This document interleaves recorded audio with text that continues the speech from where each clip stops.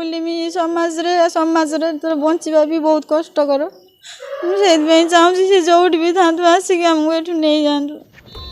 ए कलिजुगरे अविवाहिता युवती एमिति हो नथिबे जेमिति ए विवाहिता महिला माने होउछंती।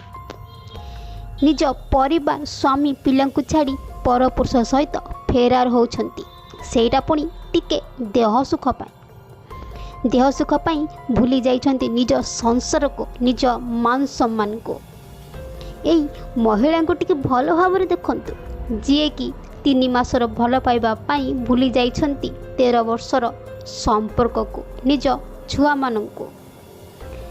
स्वामी देह सुखरे अवहेला करिबारु निज गाँर गोटी विवाहित पुरुष सहित हरियाणा चली गले। सेठी से पुरुष सहित मंदिर रे बाहा हेले 3 मास बहुत हस खुशी रहिले।